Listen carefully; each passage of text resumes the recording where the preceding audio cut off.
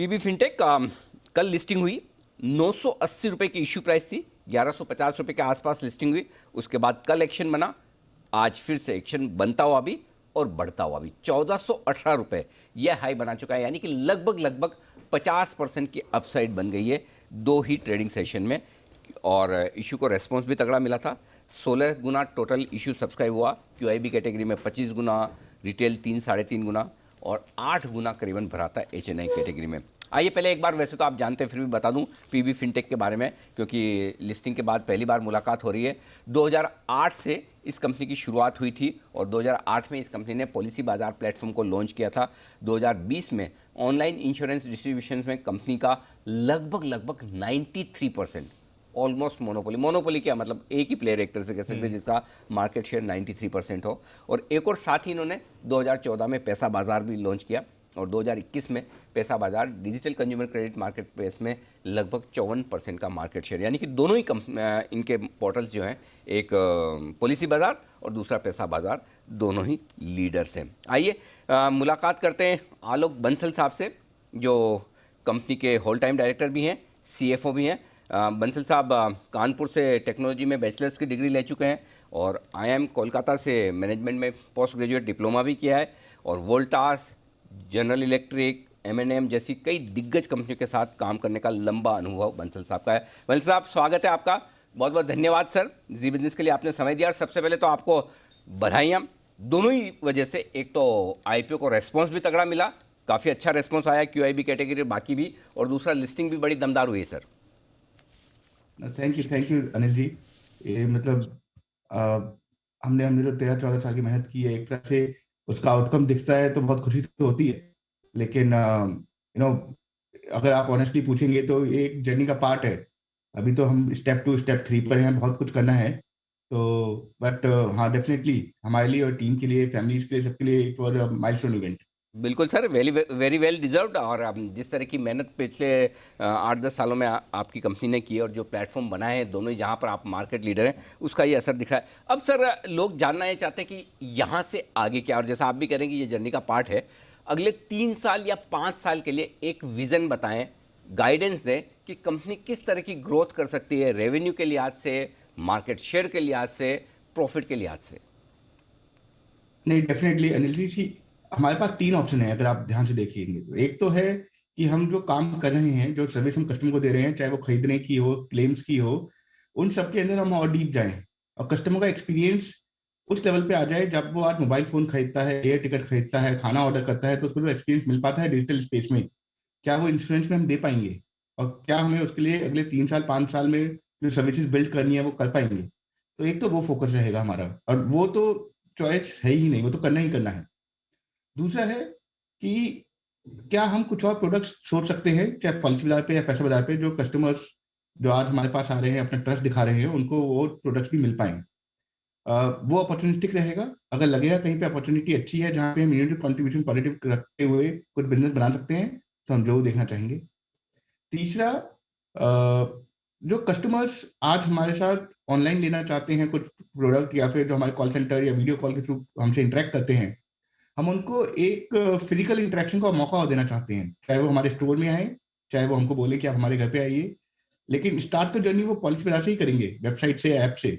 लेकिन उसके बाद अगर उनको इंटरेक्शन करने के लिए हमसे मिलने का मन है, अपनी लैंग्वेज में बोलना है, चाहते हैं कोई उनके घर पे आकर उनसे मिले, उनको समझाए प्रोडक्ट, तो वो एक ऑप्शन और हम क्रिएट कर रहे हैं जहाँ पे हम फिजिकल प्रेजेंस का एक थोड़ा सा एक्सपेरिमेंट कर रहे हैं।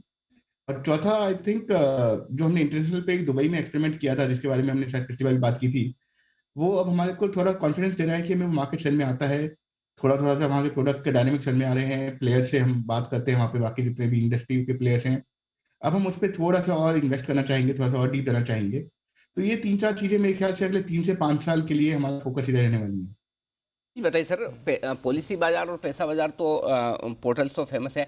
ये तीसरा बिजनेस मॉडल जो बताया है, जो आप क्या इसमें क्या फिजिकल स्टोर्स या फिजिकल आउटलेट्स खोलकर वहां पर आप इंश्योरेंस बेचने के बारे में सोच रहे हैं? जरा इसको थोड़ा मुझे डिटेल में बताएं सर। जरूर नहीं जी। अभी क्या होता है, जो कस्टमर हमारे पास आता है, कुछ कस्टमर्स ऑनलाइन से कंफर्टेबल होते हैं तो पूरा जर्नी कर लेते हैं। कुछ कस्टमर कहते हैं कि भाई हमको थोड़ा सा समझाइए, वो हमारे कॉल सेंटर से बात करते हैं या वीडियो कॉल करते हैं, चैट करते हैं। लेकिन एक सेगमेंट ऑफ कस्टमर ऐसा है जो प्रोडक्ट चाहता है, हमारे पास आता भी है, लेकिन उसको क्योंकि फिजिकल इंटरेक्शन की आदत है और उसको चाहिए कि कोई आके आके या तो मुझसे मिले या वो अपने किसी कहीं पे जाकर किसी से बात कर पाए, वो ऑप्शन अभी तक हम नहीं दे पा रहे थे। हम जून में ब्रोकर में कन्वर्ट हुए थे, एक बार ब्रोकर एक कन्वर्ट हो गए सवाल तो है। हम ये छोटे छोटे जी जी, स्टोर बंसल करते साहब हैं। माफ़ कीजिएगा, आपको बीच में रोक रहा हूँ। उसमें फिर एक सवाल जो उठता है वो ये कि पॉलिसी बाजार को, पीबी फिनटेक को जो इतने बढ़िया वैल्यूशंस और इतना ज़्यादा रिस्पॉन्स मिला, वो इस वजह से मिला है कि आप ऑनलाइन हैं, राइट? अगर आप भी बाकी इंश्योरेंस ब्रोकर्स की तरह ऑफलाइन होकर अगर कॉस्ट उस तरह से बढ़ाएंगे तो फिर क्या वाकई में बिजनेस मॉडल में आप जो ओरिजिनल आपका बिजनेस मॉडल है उससे कॉम्प्रोमाइज़ करके वापस ट्रेडिशनल बिजनेस मॉडल में नहीं जा रहे? नहीं नहीं नहीं, ये अच्छा। बहुत ही जायज सवाल है अनिल जी आपका। जी। देखिए, कस्टमर तो आज भी ऑनलाइन ही आएगा, लेकिन ओके। कस्टमर मान लीजिए आज हमारे पास आके एक्स परसेंटेज कन्वर्ट करता है, अगर हम फिजिकल ऑप्शन देते हैं और वो एक्स का 1.2x 1.5x हो जाता है, तो उसमें एक्चुअली हमारी कॉस्ट नहीं बढ़ती है बहुत ज्यादा, क्योंकि ये छोटे छोटे स्टोर होने वाले हैं, हमारा कोई फिजिकल गुड तो है नहीं। 3 लोग 5 लोग का छोटा सा स्टोर होगा, जो आपसे आपके लोकल लैंग्वेज में बात कर सकता है आपके शहर में, क्योंकि ऑफिस है तो आपको एक ट्रस्ट बनता है कि हाँ मुझे पता है कि अभी मेरे शहर में भी हैं। तो ये पूरा पूरा वैल्यू एक्रेटिव है, कंट्रीब्यूशन एक्रेटिव है।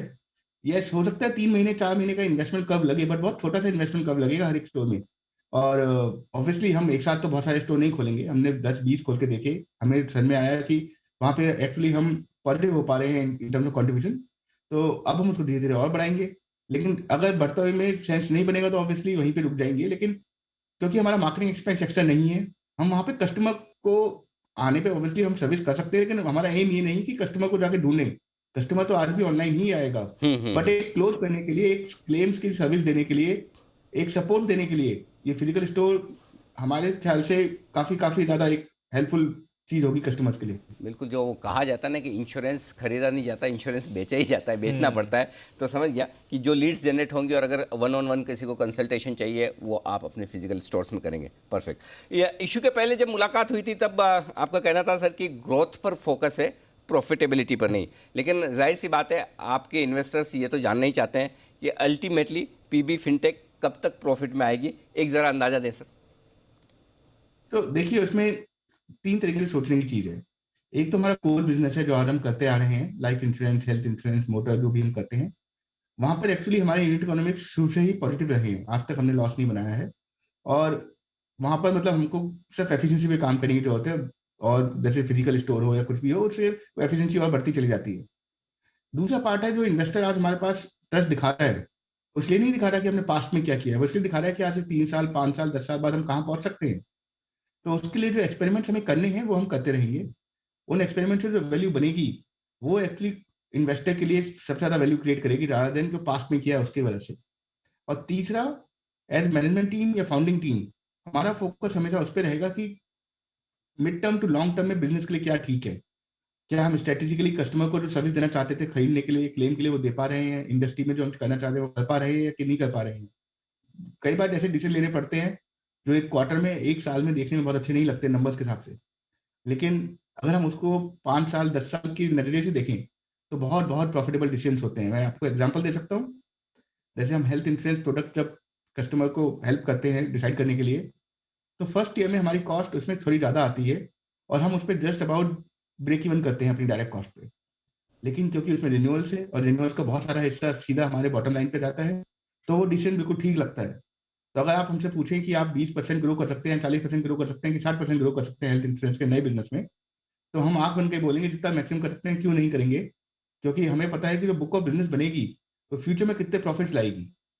तो हमारा focus quarter on quarter management या बहुत शॉर्ट टर्म नहीं रहने वाला है, और एक्सपेरिमेंट पे फोकस रहेगा, और कोर पे हम एफिशिएंसी की तरफ काम करते रहेंगे जो हम पिछले कई सालों से करते आ रहे हैं। अच्छा सर, एक आपके रेवेन्यू के साथ साथ खर्चों में जो मैं देख रहा था, एड एक्सपेंसेस, प्रमोशन, मार्केटिंग के एक्सपेंसेस, अगर वो निकाल दो तो आपकी कंपनी प्रॉफिटेबल है, राइट? और पिछले 2-3 साल से लगातार आप वो खर्चे कम तो कर रहे हैं, तो क्या प्रॉफिट वहीं से आएगा? और क्या ये समझा जाए कि अब वो एड एक्सपेंसेस आपके बढ़ेंगे नहीं, जितने हो गए अब कम करते जाएंगे? अगर आप एड एक्सपेक्टेंसी देखें, एक्चुअली अगर हम दोनों ब्रांड को अलग अलग करके देखेंगे, पॉलिसी बाजार, पैसा बाजार, जिस तरह से हम मैनेजमेंट की तरह देखते हैं, पॉलिसी बाजार में कोई कमी नहीं की है हमने। पैसा बाजार बिकॉज लास्ट ईयर कोविड आया था और कोविड के कारण सप्लाई पे बहुत कंस्ट्रेंट था वहां पर, तो हमने जब देखा कि सप्लाई आ ही नहीं सकती है तो हम फालतू की डिमांड क्यों लेके आए, तो वहां पे हमने कट डाउन किया था। लेकिन बिकॉज लास्ट 18 महीने में कोविड के इम्पैक्ट के कारण नंबर समझना थोड़ा टफ हो जाता है, तो वो देखने में लगता है कि कम है। हमारा जो फोकस है कस्टमर की अवेयरनेस का, वो कभी कम नहीं होगा। कस्टमर को एजुकेट करना, कस्टमर को बताना कि ये प्रोडक्ट जो है ये बहुत कोर प्रोडक्ट, बहुत इंपॉर्टेंट प्रोडक्ट है उसकी फाइनेंशियल प्लानिंग का। जो मिडिल क्लास के पास अगर आप ध्यान से देखिएगा अनिल जी, फाइनेंशियल रिस्क जो आता है एक डेथ से या डिसीज से या डिसेबिलिटी से फैमिली में, खासतौर से प्राइमरी ब्रेड अर्नर का, उसके लिए कोई चॉइस नहीं बची है। ज्वाइंट फैमिली से हम सब न्यूक्लियर फैमिली की तरफ जा रहे हैं, खर्चे हमारे बढ़ रहे हैं क्योंकि हम बड़े शहरों की तरफ आ गए हैं, गवर्नमेंट सपोर्ट मिडिल क्लास को मिलता नहीं है।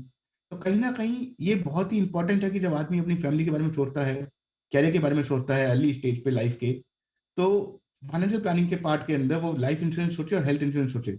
और उसमें जो हमारा एफर्ट चला आ रहा है वो हम कम नहीं करेंगे, वो हम करते रहेंगे। Perfect sir. मनसर साहब, बहुत बहुत धन्यवाद। एक बार फिर से आपको दमदार लिस्टिंग के लिए बधाई। उम्मीद करते हैं जो बेहतरीन वेल्थ क्रिएशन आपके प्राइवेट इक्विटी इन्वेस्टर्स के लिए हुई, वैसी सेकेंडरी मार्केट के जो नए इन्वेस्टर्स इस आईपीओ में आपके साथ जुड़े हैं उनके लिए भी एक अच्छी यात्रा आगे चलती हुई साबित हो। धन्यवाद sir. Thank you Anil ji.